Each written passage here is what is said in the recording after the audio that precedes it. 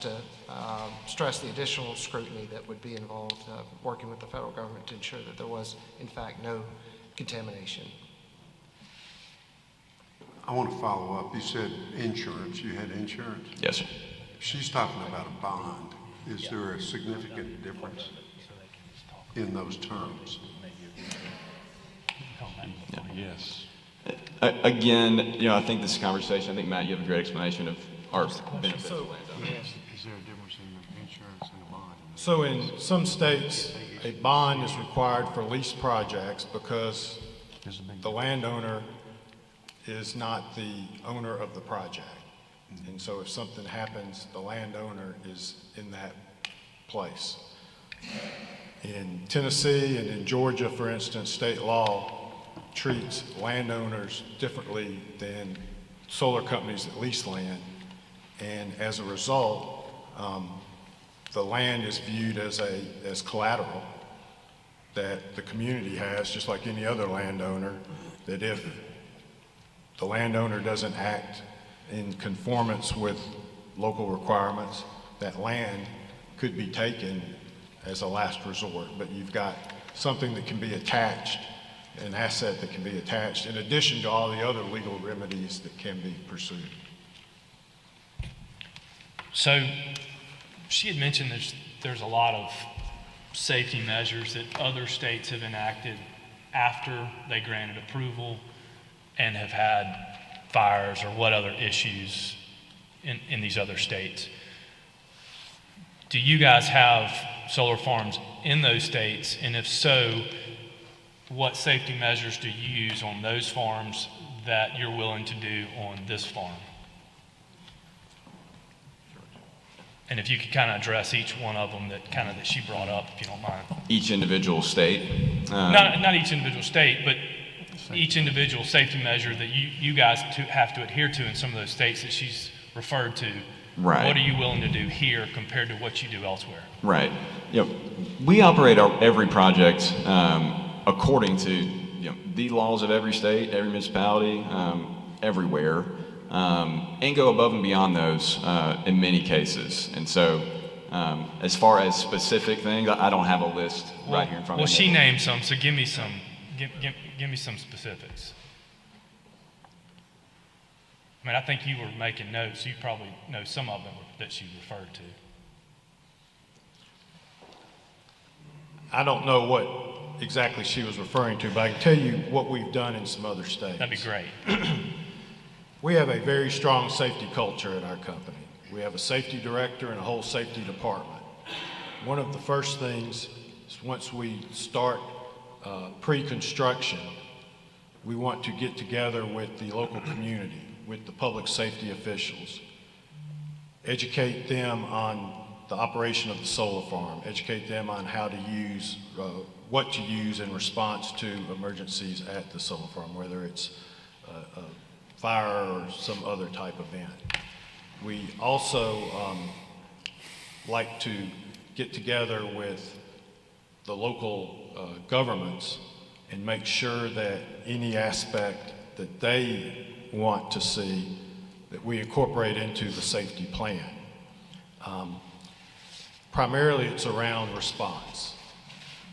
It's making sure that first responders have what they need, the information and the training. And we've provided training opportunities in conjunction with first responders.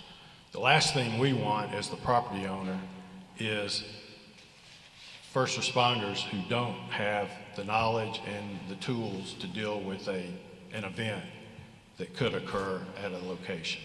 So our safety director, Jim Barfield, that's part of his responsibility and his teams to make sure to go in and do that with every community where we have projects. You just want to protect your investment, right? No, we want to protect the community. Okay, good. And his investment. And your investment. And our Since you're part of the community. Okay. Listen, That's not a slight. That's just, I mean, No, you I want to agree. do both. I mean, no, exactly. No, we want to do both, and that's an important priority. As I said at the outset, we go in with the attitude of being a citizen of the community. And so we want to be a good corporate citizen. I mean, what was the total number of investment you were making in this site, dollar-wise? So roughly, again, early estimate, this is a very conservative estimate. We usually estimate about $1 million per megawatt. So this is a 80 megawatt site. That's a conservative estimate of $80 million, bottom of the. If somebody's willing to spend $80 million, I think they're going to probably take care of it, but that's just my thoughts, but, Yeah. I mean, Okay, how much time we got? We're okay. And All right, you want to make a closing argument? I'm going to give these people one more shot at it. Okay? Go ahead and make a closing argument. I'm going to ask for me make closing argument, or they make No, closing? you go ahead, All right. and I'm going to give him one more shot. I'm going to give him 1 minute. Sure. This project here in Montgomery County, in Montgomery County, has the ability to be a flagship project for the state of Alabama for solar done right. Not every developer is created equal. And at Silicon Ranch, you're going to know that this is an American company based in Nashville, right up the road. And when you call us, you're dealing with us. This project is never going to be sold to another company. We're going to treat this land right. We're going to treat this community right. And you won't regret working with Silicon Ranch. Thank you. Yeah. Let me ask Pascal something real quick. Pascal, Yes. what percentage of the panels that you make are made in Alabama? We will have 14 gigawatts in the United States, and 3 of those gigawatts will be made in Alabama. 3.5 gigawatts. I'm talking about the panels themselves. What is anything else made? Like, do you get Oh, no, parts from I'm China? sorry. Do you get No, parts we from do everywhere not, else? yeah, what we what use you a make in Yeah, Alabama? Yeah, Where does it all come It's from? made throughout, or we get our components throughout the country. We use a domestic supply chain. We do not obtain components from China. We don't bring in components and assemble them here in the United States. And we don't manufacture in China. So we are making panels in the United States using domestic supply chains close to our facilities. We've got arrangements with companies in Alabama to supply steel and glass, and then we get other components in other states throughout the United States. So we are sourcing it here. Okay. All right. Ms. Bollinger, I'm going to give you 1 minute, and then I'm going to let y'all finish with 1 minute, okay? We always let the petitioner have the closing argument, okay? As a point of public record, First Solar has opened and closed, lay off more plants than you can shake a stick at since 2012. The cadmium telluride and some of the other components are sourced from China and assembled here in the U.S. They do bring parts from the U.S. that they're using, steel and other things. That's part of public record. You can look at that on their website. I want to close that there's obviously issues here. This whole community here is concerned. We need to sit down, have a safety plan in place for this site that they agree to before anything gets approved. Once this thing is here, we're stuck with it. There's already newer technologies coming out of the UK, Japan, and Europe that are silicon film. In 5 years, this is going to be antiquated. These things are 27% efficient and lose 3% a year. It's not going to be a 40-year cycle that this thing is running. We'll be lucky to see it running in 10 years. And as far as selling, they may not sell it, but their investors will sure sell. The companies sell out. Pine Gate's already been sold twice by the one out by the airport, and it's not even built yet. It's only been here in Montgomery for less than 2 years, and it's been sold twice. The company's been sold out. Thank you, ma'am. I just quick. You said that they've closed down multiple. You said more than they can shake a stick at. What number is that? They're moving things What is from shake a Ohio to Alabama, so part of Ohio's closing down. Again, this is all part of public record. But how many? I mean, if you're I've- going to make a statement, we need to know. I've counted 4 that's laid off at least 3,000 people. Okay. All right. Thank you. Thank you, ma'am. Yes, sir. I'll finish up. 1 minute.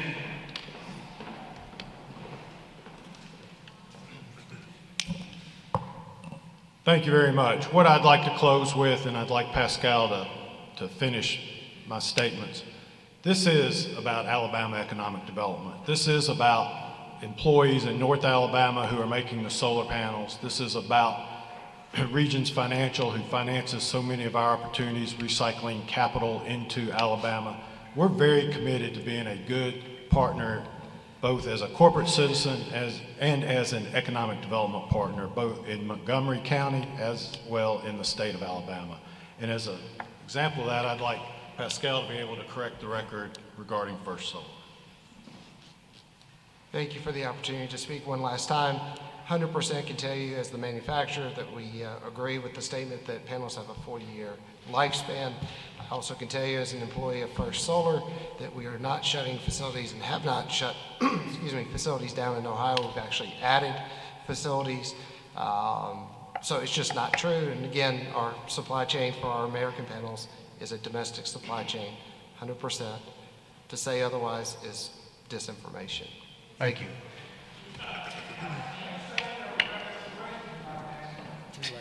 Too All late. right, I'll make that motion. Time's up.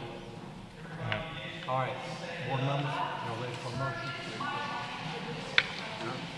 Okay, the chair will entertain a motion. Mr. Chairman, I'd like to make a motion based on the fact that there seems to be these two parties have not actually ever met and discussed some items that are important to both sides. I'd like to make a motion that we push this off until the next meeting in order to allow the two parties to get together and for the petitioner to come back with a proposed plan of what they're willing to offer to the neighborhoods. In the meantime, I would hope that you could provide us with those safety measures that other states and areas are doing. And we may have some questions for you guys in order so that we can become a little more educated on what you're trying to do and what you've done in other locations. We want to try to appease everybody. We want to try to make this work for both parties. And so I'd like to make a motion that we push this to the next meeting so that the two parties can get together and work some things out. I believe that's December the 19th. Is that enough time? Is that right? Yes, sir. Yes, it's going to be. Okay. All right, may I have a second? Second. Second from Mr. Markham. Any further discussion? All in favor, raise your hand. Unanimous. Next meeting, December the 19th. Y'all get together. Can I give you my email? Mr. Stanley, I need the minutes from the last meeting approved. Yes. Wait a minute. Do I have a motion to approve the minutes of the last meeting? So moved. So moved. Second. All in favor say aye. Do I have a motion to adjourn? So moved. Have a second?